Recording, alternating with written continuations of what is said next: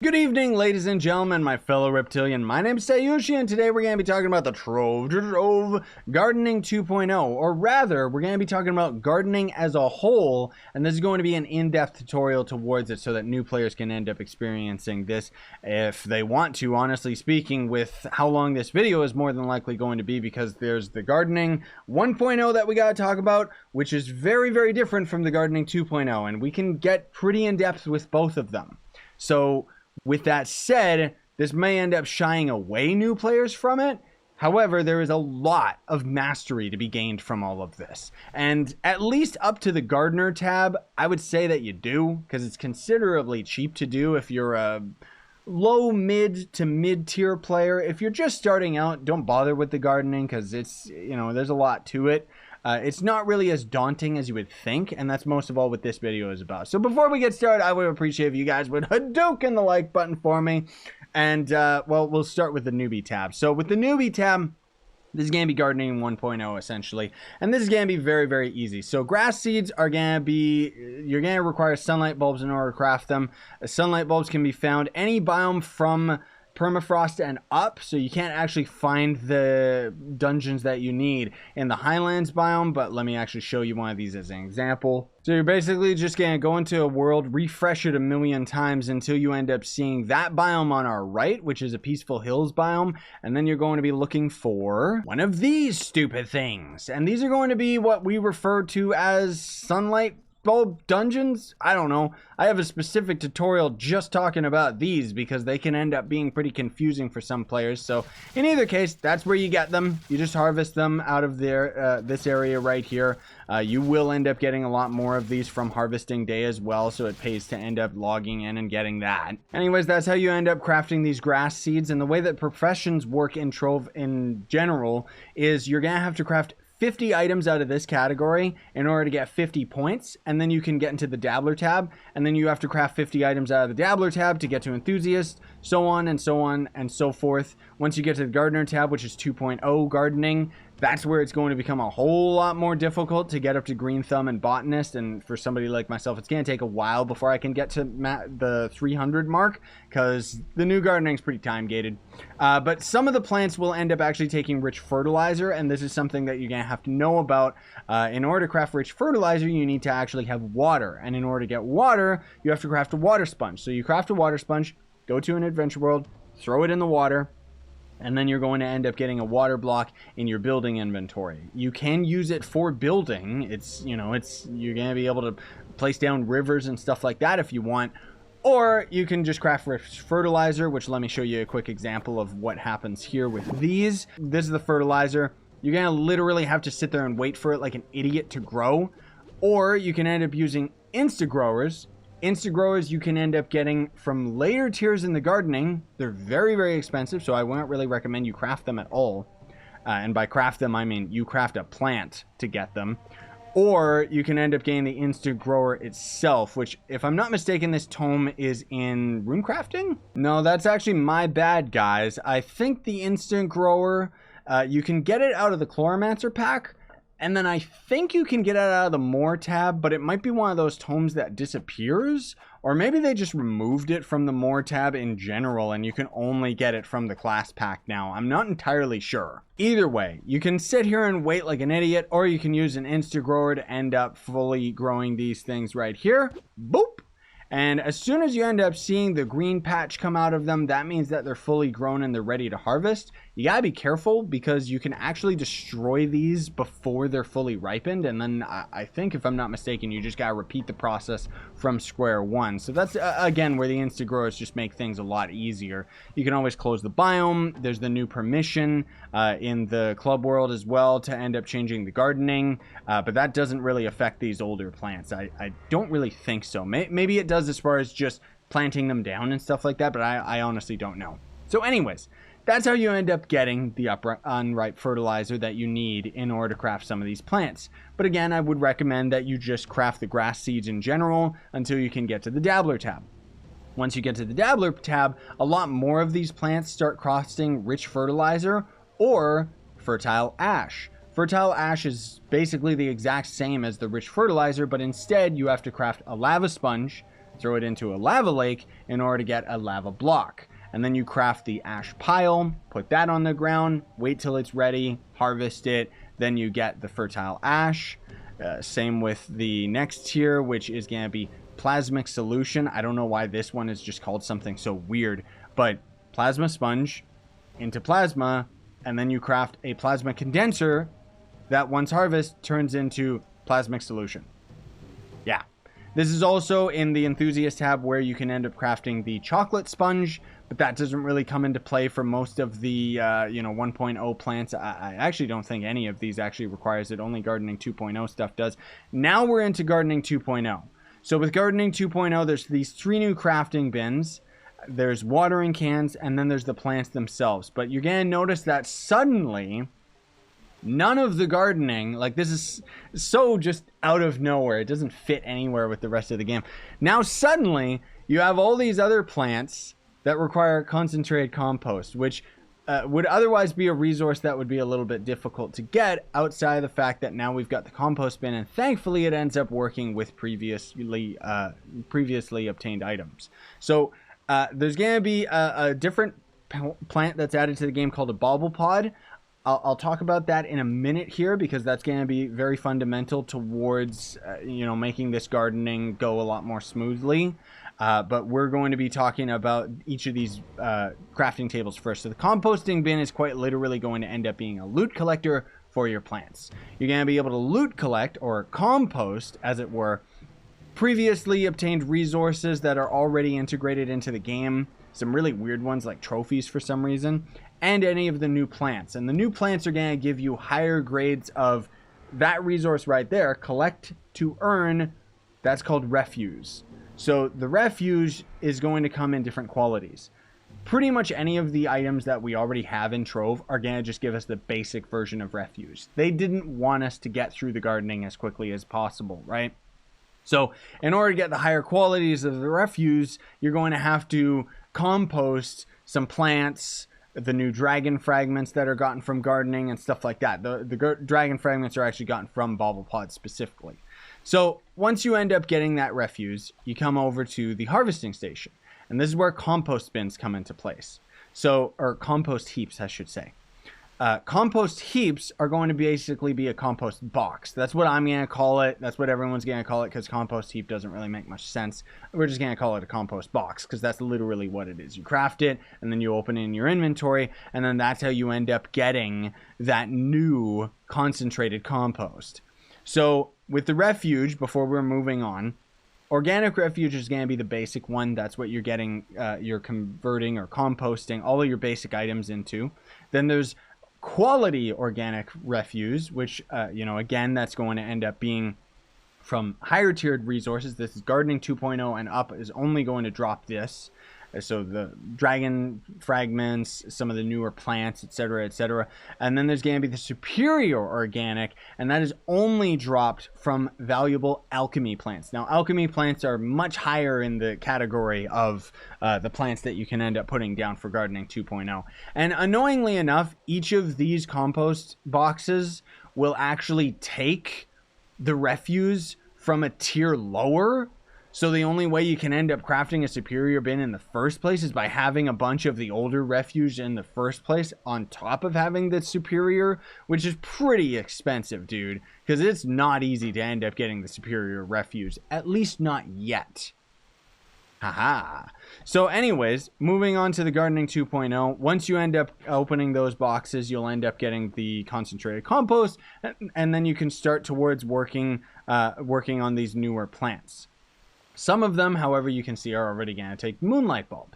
Now, we'll talk about Moonlight Bulbs as well as Bobble Pods in the meantime, just because, hey, why not? Why did I go to Team Pixel? I gotta go to a world, dum-dum. So Moonlight Bulb plants are going to be found rarely in any biome in the entire game. And I do mean rarely. They're going to be pretty difficult to get. You're not really going to find them in droves or anything. When you find them, you usually find one of them. And then for the Bobble Pods, the way that those work is you literally just walk over the grass with your mounts, and then you're going to have a random chance. And it seems like it's been nerfed since the test server for God knows what reason why. But now you can end up getting the Bobble Pod seeds, and those seeds you can only plant in your cornerstone, and then you gotta wait like a minute or two before you can end up harvesting it, and then you're going to end up getting a bauble pod. So the bauble pod is going to work the same as a piñata. You throw it down on the ground, and 8 players, including yourself, are going to end up getting the drops out of it. Now, the person that throws down the bauble pod, similarly to piñatas, is guaranteed going to get themselves a drop. But if you have more than 10 people around, or more than 8 people, I should say, it means that the game is going to randomly pick and choose who's going to end up getting a drop and who's not going to. Just because that's how the game works, only 8 people in total can end up getting drops from the world for some dumb reason. I don't know why. But as you end up destroying these stupid things, if I could ever do it, because this game is so laggy and our VFX is broken in this club, you'll end up getting a bunch of plants. You can get some plant recipes. You can end up getting the dragon fragments, and the plant recipes are going to basically unlock any of the plants from Gardening 2.0 and up. You won't actually have all of the plants available to you once you end up getting to the tier. You can see in the gardener tab, I'm actually still missing the cinnabar flower. Cinnabar flower is not worth it, by the way. Costs like 600 of each of the ore, and you only get like 200 from it every time you harvest it, and you can only harvest it like 2 or 3 times. I could literally go and harvest cinnabar myself and get a lot more results from it, and I wouldn't have to spend so much of my other ores. And then the moonlight bulbs, I would only recommend that you go for those when you actually need them for a plant, because these will delete themselves from your inventory if you log out for more than an hour. Kind of sucks when Trove randomly goes offline to fix things, and usually takes like 3 or 4 hours to do it, huh? So again, I would recommend very strongly you only go for moonlight bulbs when you need them. When you have every other resource out of the way and ready to go, and you're ready to craft a plant, then go and farm them. So anyways, now we've got some new seeds to plant down. So these are going to work very similarly to Gardening 1.0 plants. Like I mentioned, you can use an Instagrower to force them to the point where they start growing. So with the older plants, you can use an Instagrower to instantly get it ready, and it's done, and you can just harvest it. It's easy peasy. With these new plants, however, you're just forcing them to the point where they actually start growing. So now the plant is ready to be watered, and this is going to be a separate tier all into itself. So for the watering, first and foremost, you're going to have to craft the watering cans, which require, as you can see, 10 of each liquid, and then 20 bottles for some dumb reason. Whatever. I don't know why you need 20 watering cans to water 20 different plants. It's not like I go to Home Depot in real life and buy 20 watering cans to water different plants, but whatever. Later on in the Mastery, in the Gardening 300 tab, there is an infinite watering can, which is very, very expensive. I mean, it's a video game, so I shouldn't be complaining, but it's fairly costly. You'll get 20 watering cans out of it, so it's not that big a deal, but this is only going to end up watering 20 plants. It does actually water an area in front of you, as near as I recall. I actually don't have any watering cans right now, sorry to say. But the good thing is that all of these things are tradable. I completely forgot. I gotta mention that. Almost all of the new gardening stuff is actually tradable, guys. So it makes it a lot easier to end up collecting all this stuff. Now, if I recall, yeah, so it actually does do an area. Either it's in front of you or around you. You can just tap the hotkey that you have it associated to, and whatever plants end up bubbling means those are the ones that are going to end up receiving the water. So, boop, boop. Now it's got 1 out of 3. So what this means is that this plant is going to take 3 days worth of watering in order to end up being fully completed and harvestable. This one will take 1 of 2 or 1 of 3. There's some of them go up to 4. I think some of them even go up to 5. The plants will wither and die, and they say when they do so. And as far as watering them, you can see ready to be watered in 1 hour and 53 minutes. That actually means that I'm recording this video 1 hour and 53 minutes away from Trove's daily reset. So you can water these plants once a day, basically, which is way easier on your brain because you don't have to manage 50,000 different plants that you gotta log into every hour to end up watering. So not that bad. It's pretty streamlined. I like it a lot. So you water it once a day. That's all there is to it. But once we end up watering, say, this plant up to its full watering capacity, so 1, 2, 3 days out of the way, then you have to wait 1 more day in order to harvest it. So once the plant is fully watered, let's just say that it's sitting there, you know, getting itself ready to bloom, then you can harvest it the day after. Now, Golden watering cans are a resource that you can end up getting not only out of the gardening badges, which we'll talk about those later in the video, but you can also get them just out of gardening in general. And you can get them fairly higher in the tiers of gardening, but I do want to mention that a gold watering can you can also end up getting out of the new pack, which is invisible because I've actually bought it, which gives you the tractors. So those tractors are going to be 3,000 credits each, which is roughly 20 bucks each if you're pay to win, or you can just buy the pack itself, which gives you all the tractors for 20 bucks, and it gives you a bunch of gold watering cans and stuff. However, the ones you get out of the store pack are going to be untradeable watering cans, but any of the ones that you end up growing in the game are going to be tradable, so it's not too bad. The gold watering cans are going to water 9 blocks. So where we're standing right now, it would water the block that I'm standing on and the 3 in front, the 2 beside me, and the 3 in the back of me. And that's going to end up doing exactly what you would think. We skip this whole stupid process. It just fully waters them. That's what you can see I've already done with all these. So they're already ready to harvest on the Trove's reset. So that's a way you can kind of cheese the system. And I would recommend that maybe rather than using gold watering cans on the cheaper plants, because gold watering cans are fairly expensive, it's probably going to be best to end up planting down the plants that you know are going to take the longest in order to water, so that you can end up planting those suckers down and getting them ready with your gold watering can, or just focusing on the ones that are going to end up slowly getting you to the higher tiers so that you can end up, you know, basically completing your tiers of all the gardening stuff, right? So gardening 2.0 is tedious to say the least, because any of the higher tiers of gardening from now on will actually cost a previous plant. So in order to craft the Uggles plant right here, you actually have to craft a cubage, and a cubage is right here in the gardeners tab. And if you get to botanist, you have to craft, in order to craft a tater tot, you have to craft onions.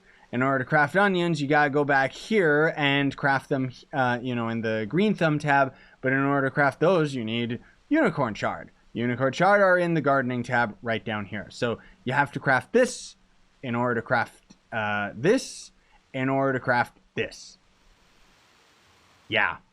This is where it starts getting really, really time consuming and expensive, because not only do you have to craft this, you have to water it and get it so that you can harvest a bunch of them in order to even have the cubage in your inventory in order to craft it in the first place, right? Or, well, not the cubage. I was talking about the onionito. I was going down that daisy chain. But either way, you see what I mean. It's really difficult to end up doing this. Or not really difficult. It's just kind of stupid. It's kind of time-gated, right?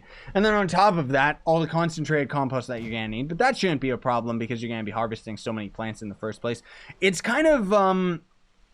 a lot of us have been referring to the Gardening 2.0 as more of a mobile update, because the gardening is very much like a mobile game. It's time-gated, and you start out really, really slow because of it, but as you slowly end up building up your inventory of plants, it becomes a whole lot easier, and then eventually you'll be able to get to the final tab in no time. I don't think it's going to take us nearly as long as I originally thought to get to the final tab. It's still going to take a while because all these new plants are so confusing and weird, and we don't know which ones we need specifically. But anyways, let's say that you end up getting all the way to the 300 tab. This unlocks a whole bunch of things for you.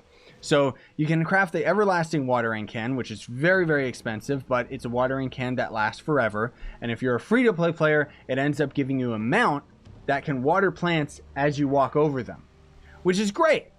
But if you're a free-to-play player, you also have the option, whoopsie daisy, of getting the hydration tractor, which is going to operate the exact same for 3,000 credits, and you don't have to get all the way up to 300 in order to get this stupid thing. But, I mean, that's up to you whether you want to go for that. Again, I would grind nitro and, buy the credit pouches because they're considerably cheap right now. And anyways, that's what the everlasting watering can does. It's kind of pointless once you get to that tier, but it doesn't really matter. There's also a bunch of different other plants, and these are all difficult as well, because in order to craft the bun feed, you need tater tots, and tater tots are going to end up being up in this tier, and then you need onionito, and so on, all the way back to the gardening tab for some stupid reason. But there's a couple other things. We got Instagrower seeds, which you can see right here. Clearly... well, I was going to say it's not worth it, but that's actually a lot cheaper than I thought, except for the Moonlight Temper. because these are from Quality Compost and Superior Compost, and I can tell you without a doubt are pretty rare as far as a drop are concerned. The instant growers you get out of this, I wish it would tell you, because it's probably only giving you like 1 or 10. More importantly though, there's going to be the Evolving Alchemy plant. Now this thing's interesting because it is going to end up having a random plant that will spawn of up to Radiant quality, an alchemy plant specifically. Now that doesn't really make that much sense, because honestly, you know, what's Radiant quality as far as a plant is concerned? That's because a lot of these plants and all the things that you can craft out of this, there are still some plants that will elude you that you can only get either very rarely from bauble pods. I forget whether or not may contain an alchemy plant seed recipes, cookie must, or other goodies. I think you can get some of those rarer plants from the superior compost heaps. Don't quote me on that. I might be wrong about that, but I know you can get some of them out of bauble pods. And then otherwise, the evolving alchemy plant seed is going to be your best bet for actually getting them consistently. Now, what I mean by this is they actually have plants for all sorts of things that you can't craft, which kind of sucks, because some of them are really cool. You can actually plant down chaos chest plants. There's a lot of other really cool stuff in there. We haven't even scratched the surface with what all of these plants are going to end up being. You don't really get that much out of harvesting them, but it's still kind of neat that almost every resource in the game technically is going to end up being, or possibly I should say, is an alchemy plant. Now that we're theoretically in the 300 tab, we'll be talking about the harvesting station in a little bit more detail beyond the compost tab, because there's going to be allies, there's mounts and stuff like that, and arguably the mounts you can craft in an earlier tab.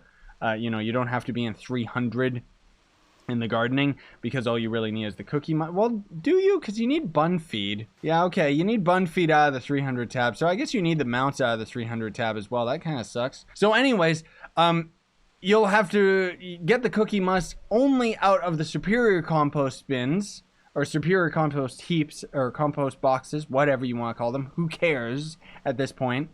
You can only get the cookie musk out of those, and then you have to craft 100, or harvest, I should say, 100 worth of bun feed. So who knows how many you're going to have to actually craft in the tab in order to end up getting these stupid mounts. That's crazy, on top of the other resources that they cost, which honestly isn't really that expensive. But then there's going to be the ally habitats. Now these are a lot more reasonable. Not because they're not expensive, because they are. These, unfortunately, will also expire as far as plants are concerned, but each of these has a rare chance of containing 2 allies. So these 2 allies are basically going to be a copy and paste of one another, just a different skin. But the thing about these that's kind of interesting is once you end up planting them down on the ground, all you have to do in order to qualify harvesting them is have 300 gardening. I forget whether or not you had to water them. I don't think that I did. I did have gardening 300 on the test server, and I tested it very briefly, but let's just say, for argument's sake, that you don't have to water them. If you do, who cares? You use a gold watering can on them, because why wouldn't you? And basically, that is going to sit there as a plant, and so long as you have gardening 300, you can actually press E on it and harvest the plant every day. So every Trove reset, you're going to be able to have a chance of harvesting the plant to get the ally. The reason why this is so cool is because you can go to anybody's club and just do it. And as far as I know, you're not stealing that harvest from somebody who actually ended up putting the plant down. It's just going to be your own instance of actually harvesting it. So it's a pretty easy way, a pretty communicative-driven way of actually being able to harvest those. It means that I more than likely, we in Team Pixel more than likely are going to have to put down those ally plants in the hub rather than in my gardening sanctuary, because we want everybody to be able to have the chance. That said, again, you're going to have gardening 300, so only only endgame people are going to be able to actually harvest them in the first place. Okay, so that's pretty much gardening fully done. You're going through all of this for nothing other than mastery. That's it. Because at the end of the day, even though, yes, gardening is pretty cool now, for people that want to get invested in the gardening, this is going to be a new way that you can make flux, because you can be trading plants on the market. You can buy and sell them, people that end up doing the market manipulation, which I can't be bothered to do something like that. And same with the gardening. I can't be bothered. Like, I'll end up getting to gardening 300. I'll get all of the allies. I'll get all the mounts and stuff like that. You know, the dragon, thank goodness we can use a dragon effigy to end up unlocking, because that otherwise would end up taking a while as well. Because this is a very, very time-consuming process towards the gardening, but only really affects gardening 2.0. Because that's the funny thing. If you're a new Trove player, the early gardening actually is very, very easy to master, because it literally just takes items. So you could theoretically just go and buy all this stuff off the market, and you could get all the way up to 250 gardening skill. But then gardening 2.0 came out, and everything from gardener tab and up is now affected by the whole plant it, water it, harvest it. And I want to point out as well, once you harvest a plant, it resets its watering time for some stupid reason. So you got to wait for it and then water it for the next days as well. So you're going to be using even more of your gold watering cans on it. It's ridiculous. That's going to do it for this in-depth tutorial video, everybody. Sorry I kind of went off on a tangent on some things. I mean, I try to cut this video down as much as I can in editing, but for the most part, this is why I wanted to have this as a separate video. Now you understand, because even if I'm just going to talk about the gardening as a whole, just as quick as I can, there's so much to it, so much that I have to explain about it. It's not complicated, it just takes a long time to talk about it. Thanks for watching though, everybody. Very much appreciate it. I would also appreciate if you would hadouken that like button, subscribe to join the reptilian race, and if you want to support me, you can always sponsor the YouTube channel. There's all sorts of links down below, and if you're a new Trove player, you can use that sign up link down below to sign up for Trove, and then anything that you end up buying out of the store, I'll end up gaining a percentage of. It doesn't increase the price of anything in the store, it's just you helping me out with my day-to-day costs. And other than that, I hope that you found this video helpful. Thank you so much for watching. Sign on and stay epic, everybody.